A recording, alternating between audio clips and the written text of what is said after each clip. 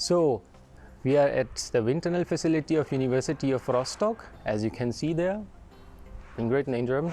So where we are investigating currently some special wind turbine blades profile.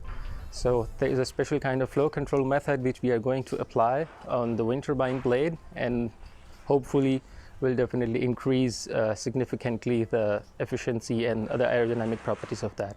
So let's see how we are going to do it. Let's come in.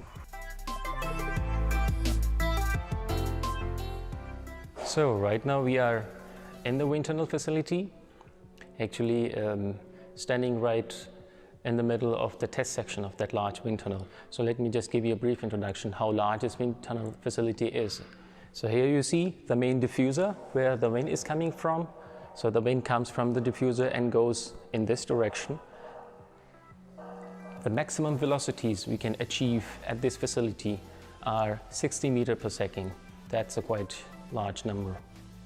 And the size of the test section, that you can imagine that two people can easily accommodate within this test section. It is about 1 meter to 1 meter, or a bit larger than 1 meter to 1 meter.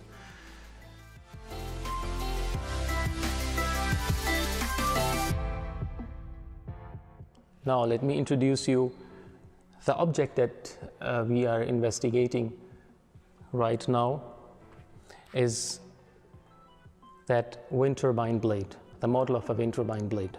So normally called the NACA airfoil. What we are investigating right now is that NACA airfoil 0021. The most interesting thing is these small structures on the leading edge of this airfoil. These are called tubercles. So tubercles are found actually on the humpback of a whale in the nature, and these tubercles help whale, despite its large weight. It's you know that whales are quite massive things that so these tubercles help these whales despite their huge weight to move agile through the water and perform some maneuvers and to catch their prey. So these tubercles actually improve the hydrodynamics of that whale significantly. So we have replicated those tubercles and applied it to a wind turbine blade to see if these tubercles also help to improve the aerodynamics of that aerofoil. So we have placed that aerofoil with the tubercles on the test stand, and we will measure the resulting quantities like the force, the different forces like the lift, which would be in our case applied in this direction, and the drag, which would be applied in our case in this direction.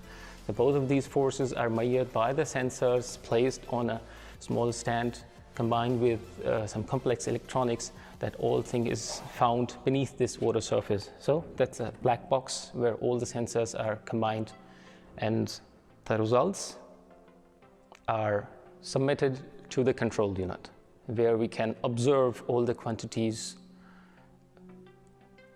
in a real time.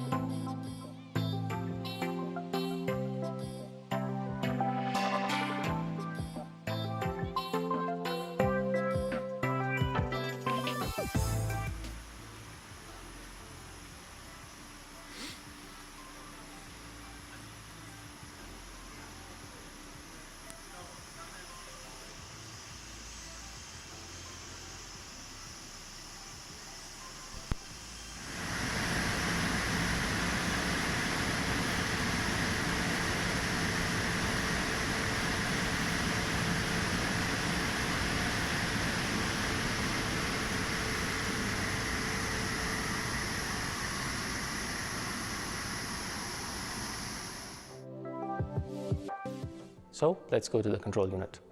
So right now we are sitting in the control unit of the wind tunnel, where we observed and control the object that is being investigated in the wind tunnel.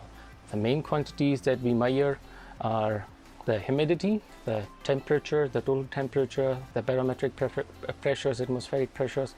So these are the main things which we measure just to be able to compare our results with the results or with the investigations that are being performed at any place, at any other place in the world.